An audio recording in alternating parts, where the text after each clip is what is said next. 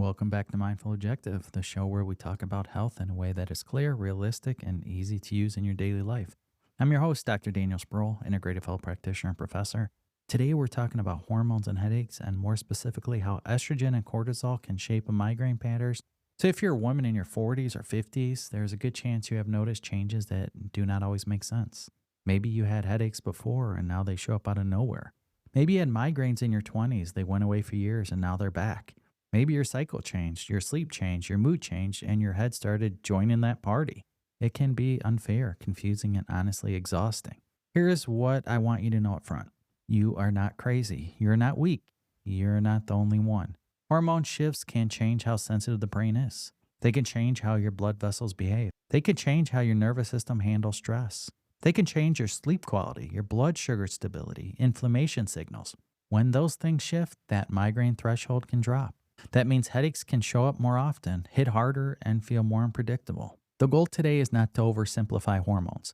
Hormones are complex, and every body is different. Body, right? The goal is to give you a clear way to connect the dots. We're going to talk about estrogen, cortisol, blood sugar, and how perimenopause can be the perfect storm for those headaches. We're also going to talk about practical steps that help most people and the kind of testing that can bring clarity when you feel stuck. As always, this show's for educational purposes only. We do not diagnose, treat, or cure any illness or disease. Always talk with a qualified healthcare provider before making any changes to your routine, especially if you have severe headaches, new symptoms, or neurological warning signs. Now let's get into it and start with a simple question. Why do hormones matter so much to the head? Hormones matter so much to the head because the brain is a hormone-sensitive organ. It listens to chemical signals all day long, and it adjusts blood flow, pain signaling, and stress response based on what it senses. Estrogen and progesterone influence serotonin, histamine, inflammation, and the way blood vessels tighten or relax. Cortisol influences blood sugar, sleep, how reactive your nervous system feels. When those signals are steady, the brain usually stays calmer. When those signals swing, the brain can be jumpy, and jumpy brain is more likely to trigger a headache or a migraine. A helpful way to think about a headache is like this. The pain is often the last step. The earlier steps might be poor sleep, blood sugar crash, extra tension in the neck and jaw, dehydration, or stress spikes that never got a chance to calm down. Hormones can amplify all of those steps earlier. They can also make the body feel less like a cushion. Something that you used to tolerate, like a late lunch or stressful meeting, might suddenly trigger a migraine. So let us talk about perimenopause, because this is where a lot of women feel like their body changed the rules without asking permission. Perimenopause is a transition phase before menopause. It can start in the late 30s, but is very common in the 40s. For some women, it lasts a few years. For others, it lasts a lot longer. The main point is ovulation becomes less predictable. Progesterone often drops earlier than estrogen does. Then estrogen starts to swing more wildly. Some days it's higher, some days it's lower, and the timing is less consistent than it used to be. Those swings can matter a lot when it comes to headaches. Many women notice migraines around their period in their younger years. That is often tied to a drop in estrogen that happens right before the bleeding starts. In perimenopause, the drop can be sharper and more frequent, or estrogen can spike high and then crash. The brain feels those swings. So here's a simple image. Estrogen is not the only reproductive hormone. It is also like a volume knob for the nervous system. It can influence how pain is processed, how blood vessels behave, and how well the brain uses serotonin. When estrogen drops quickly, serotonin activity drops too. For some people, that drop is enough to trigger migraine pathways. Estrogen can influence histamine. Histamine is involved in allergies, but is also involved in inflammation and blood vessel changes. Some people notice their headaches get worse with allergy seasons, wine, aged foods, or high histamine meals. If estrogen is swinging and histamine is high, the threshold can drop once again. Now, what about progesterone? Progesterone is often calming for the nervous system. Many women describe it as a hormone that helps them feel more grounded. When progesterone is lower, sleep can be lighter, anxiety can rise, the body can feel more wired. If sleep gets worse and stress response gets louder, headaches become more likely.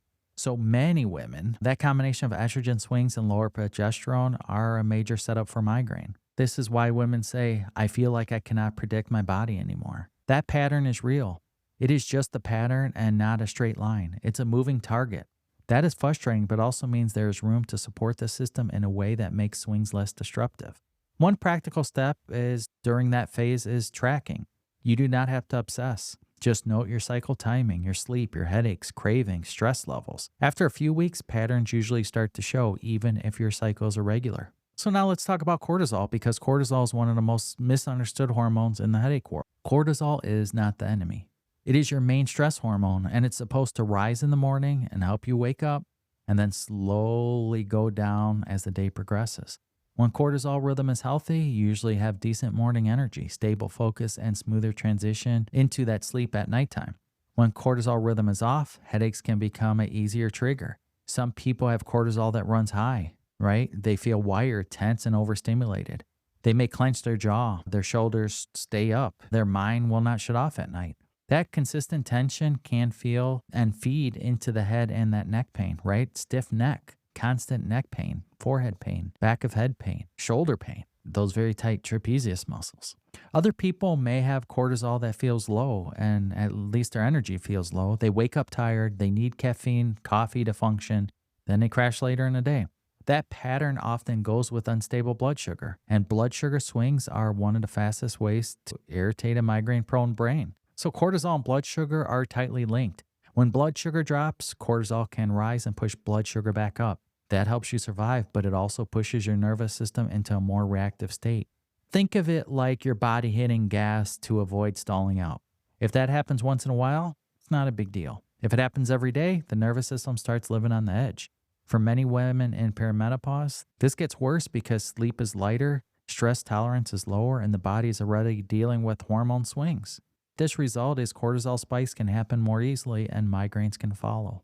This is why you might notice headaches after you skip breakfast, eat a light lunch, or go too long without food. You might also notice headaches after intense exercise when you do not fuel well, or after a long day of meetings when you lived on coffee. Coffee can be fine, but when it replaces food, it often sets up for a crash. So cortisol also affects inflammation. Chronic stress tends to raise inflammation, signaling over time. Inflammation lowers that migraine threshold. It makes the brain more sensitive to light, sound, normal daily stressors. So even if your estrogen progesterone issues are the main story, cortisol can be the amplifier that makes everything a lot louder. If you ever said, I can handle stress until I cannot, this is part of what's happening. Your system can run hot for a while, but eventually that cost shows up, right? Often that cost shows up as headaches, migraines, or neck tension that never really goes away. A key point is that cortisol problems are often lifestyle problems first. That's the good news because it means that you have an influence of something to think about. Small choices done consistently can change the stress response faster than you would expect. So let us zoom in again on blood sugar for a minute. Blood sugar is the bridge between hormones and headaches. During perimenopause, many women notice that it used to work. What they used to eat was fine, but it doesn't work anymore. They might feel more sensitive to missing meals. They might feel more anxious, like when they get too hungry. They may wake up 3 in the morning for no clear reason. They might feel shaky, irritable, hangry in a way they never used to. That is often blood sugar instability mixed with stress hormone response. So estrogen influences that insulin sensitivity. When estrogen shifts, your ability to handle carbohydrates can shift. That does not mean you can't eat carbs anymore. It means the same meal might hit you differently depending on where you are in your cycle and how stressed or sleep deprived you are. If you ever notice that some days meals feel fine for 1 week and the next week they're not fine, that is not in your head. That is biology. So here's another approach. Think balance of timing. Most migraine prone people do better when breakfast is included with that protein. We always say in a lot of podcasts, protein first. That does not have to be fancy, right? Eggs, Greek yogurt, cottage cheese, protein smoothie, leftover meat, or even a simple protein bar if you're in a pinch. Pair it with fiber and some healthy fat so fuel releases more slowly. Then pay attention to long gaps. Long gaps can be fine for some people, but during perimenopause, they could be a problem for a lot of people. Intermittent fasting is a tool, not a badge of honor. If you fast and your sleep gets worse, your anxiety rises and your headaches increase, that is your body saying it's not right for you right now. In that case, a more stable approach often wins. 3 meals, maybe a snack, even protein throughout the whole day. So carbohydrates can be a part of that stability. Some women do best with moderate carbohydrates, especially at dinner. A small serving of rice, potatoes, fruit, or oats can reduce overnight blood sugar dips for many people. Again, the goal is not a perfect plan. The goal is fewer crashes. And do not forget hydration. Dehydration can make blood sugar swings feel much worse. It can also tighten the muscles around the neck and head. If you are drinking coffee, consider adding water and minerals early in the day. Electrolytes can be helpful, especially if you sweat, exercise, or tend to be lightheaded. These basics are pretty simple, but they often move the needle more than people expect. When fuel is steady, the brain is calmer. When the brain is calmer, the migraine threshold rises. So you're less likely to produce a migraine. And if you are, it's spaced out and less intensified. So one more tip is to watch for healthy but not enough meals. A salad can be great, but it's almost, if it has no protein, it's basically a stress test for your nervous system. Add chicken, salmon, beans, a protein source you could tolerate well. So now let us talk about sleep, because sleep is where hormones and headaches really collide. During perimenopause, sleep can change in a few reasons. Progesterone tends to drop, and progesterone has a calming effect for many women. Estrogen can swing, and estrogen influences temperature regulation. That is why night sweats and hot flashes can show up. Cortisol rhythm can shift, especially in women who are under a lot of stress. And blood sugar can dip at night, which can trigger adrenaline and wake you up. So if you wake up between 2 and 4 in the morning and your mind is racing, there are a few common drivers. One is stress hormones. Another is blood sugar dipping. Another is temperature shifts. Sometimes it's a mix of all three. When sleep gets interrupted, the next day your nervous system is more reactive and your pain threshold is lower. That is a common setup for headaches and migraines. So what can you do without turning your nights into a full project? Start with rhythm. Try to keep a consistent bedtime and wake times most days. Your brain loves predictability. Next, consider the wind down routine that lowers stimulation. Dimmer lights, less phone time, and calmer last hour before you sleep. If screens are your main evening activity, blue light and stimulation can keep your cortisol higher. So remember that. Food timing can also matter too. If you eat dinner very early and you wake up with headaches, a small balanced snack later might help. Think protein plus little carb like yogurt and berries, or a small piece of turkey with fruit, or a few nuts with a banana. This is not for everyone, but for people with overnight dips, it can be a game changer. Minerals can also support sleep well. Magnesium is a common one for migraine-prone people. It can help muscles and nervous system relax. Some people also do well with glycine, which is amino acid that can support sleep quality. But do not guess forever, right? If you try something that makes you feel worse, stop. And as always, talk to a provider if you're on medications or have complex health issues. And one more thing about perimenopause can increase snoring and sleep apnea risk for some women, especially if weight changes or inflammation increases. Sleep apnea can absolutely contribute to morning headaches. If you wake up with a headache, dry mouth, or feel unfresh no matter what, it's worth discussing with your doctor. You do not want to miss a breathing issue that is pretty fixable and pretty easy to do, right?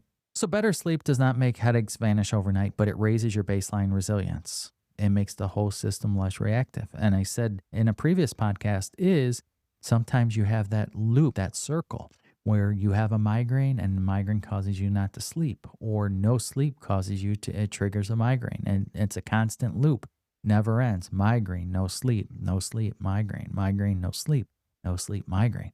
Horrible feeling. Been there often. If sleep is the area you start with, you are not doing it wrong. Many women find when sleep improves even a little, the headache becomes less frequent. The brain simply has more capacity to handle normal life. Now I want to talk to you about two topics that matter a lot and are often ignored typically in headache conversations. The first is inflammation. The second is how your body clears hormones. So inflammation lowers that migraine threshold like we talked about. It is like turning up sensitivity on a microphone. Normal sounds become too loud. Normal light becomes too bright. Normal stress becomes too much. During perimenopause, inflammation can rise for several reasons. Sleep gets worse, stress goes up, blood sugar swings more, and the gut gets more reactive. When the gut is irritated, the immune system stays active and the brain can feel it. So histamine is one inflammatory piece that connects strongly to headaches for some women. Histamine can rise with allergies, certain foods, alcohol, and gut issues. Estrogen can increase histamine activity for some people, and histamine can also affect estrogen balance. That is why women notice more headaches with wine, aged cheese, leftovers, fermented foods, or high histamine meals. It is not those foods are bad for you, right, or bad for everyone. It's the bucket is already full, and those foods add to that load. So now let us talk about hormone clearance in a simple way. Your body does not only make hormones. It also breaks them down and clears them out of your system. A lot of this happens through the liver and in the gut. If bowel movements are slow or the gut is inflamed or the liver is overburdened, hormone metabolites can recirculate. That can contribute to symptoms that people call estrogen dominance, right? We hear that a lot. I am careful with the phrase because it can mean different things, but in real life, many people feel better when they support clearance. So supporting clearance does not mean harsh detox. It usually means go to the basics. Daily bowel movement, enough fiber, enough water, enough protein, good sleep, and reducing alcohol if that's your trigger. Some people also benefit from foods that support the liver, like cruciferous vegetables, but you have to tolerate them. If your gut is very sensitive, forcing a bunch of raw vegetables can backfire. This is also where environmental exposures come in. Endocrine disrupting chemicals like certain plastics and fragrances can add extra stress to the hormone balance over time. You do not have to live in a bubble. Just take steps to make things more easy, like using a glass for hot foods or being thoughtful about personal care products. The point is reducing the total burden, not being perfect. When inflammation is lower and clearance is supported, many women notice that headaches are less frequent and less intense. Again, not always gone, but are often improved enough to feel hopeful. So if you're listening and thinking, my gut has always been off and my headaches got worse, pay attention to that connection. Bloating, constipation, reflux, food reactions are not separate from the head. They are signals from the same system. When the gut is inflamed, the nervous system is rarely calm. That is why we look at the whole picture always. Now let us talk about how we approach it in an integrative way at Mindful Objective, because this is where many people finally get clarity. One of the most frustrating parts of a headache in midlife is being told your labs are normal. Basic labs can be useful, but they often miss the patterns that drive headaches. When you feel your symptoms every week, normal is not helpful.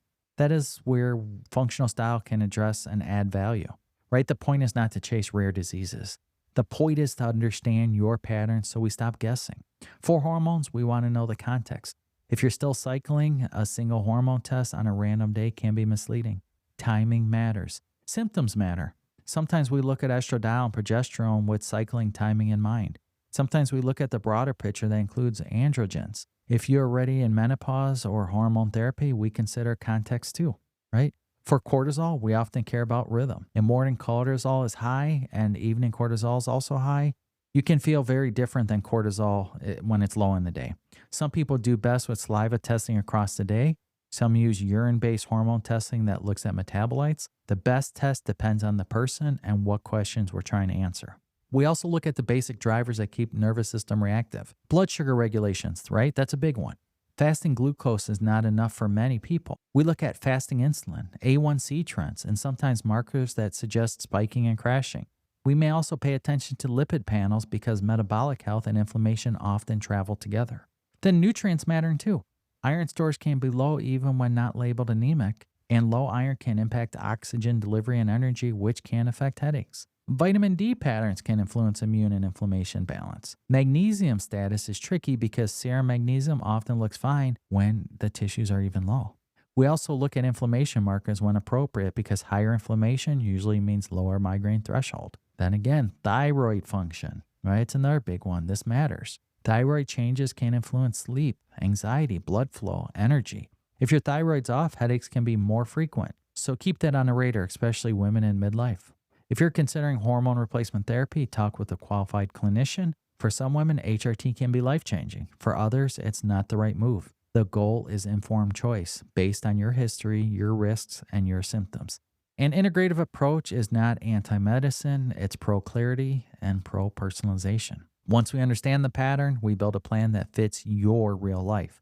That usually includes stabilizing meals, supporting sleep, supporting stress recovery, using targeted supplements only when they fix your specific needs, not a cabinet full of random things, just what is most likely to help you and you specifically based on your lab results. So before we close, I want to give you a simple way to think about hormone-related headaches without getting overwhelmed. Think in terms of threshold. Your migraine threshold is the amount of stress your brain can handle before it flips to headache mode. Hormone swings can lower that threshold. Poor sleep can lower it. Blood sugar crashes can lower it. Dehydration can lower it. Inflammation can lower it. When several of those happen at the same time, headaches become more likely. So that's why it's not you get one medication. You go to your family practitioner and they say, here, take this for migraines and that's going to solve everything. Or take this supplement, it's going to solve everything. That's not always the way to do it. There's so many things that affect migraines and hormones. There's a lot to look into. So if you want a simple starting plan, start here. First, stabilize breakfast. Get protein early. Second, avoid long gaps that lead to crashes. Third, hydrate early in the day. Consider electrolytes if you're prone to headaches, lightheadedness, or heavy sweating. Fourth, protect your sleep with consistent schedule and calmer wind down period. Fifth, support daily digestion and bowel movements because hormone clearance matters. Sixth, lower the total stress load when you can, even with small breaks, gentle training of high stress weeks. Step away, go for a long walk. If you're a woman in your 40s or 50s and headaches are rising, do not assume you're just aging and you have to accept it. There are real reasons this happens, and there are real ways to support it. You might not be able to control every hormone swing, but you can build more stability around those swings that do not control your life. Mindful Objective, we help people connect these dots and build a plan that matches their body and their season in life. If you felt stuck, functional lab testing and integrated plan may be the way to go. So thank you for spending time with me on Mindful Objective. Keep learning, keep listening to your body, and keep taking small, steady steps forward. As always, this episode's for educational purposes only. Speak with your qualified healthcare provider before making any changes to your health routine, especially if symptoms are severe or changing quickly. I'll see you next time. Stay well.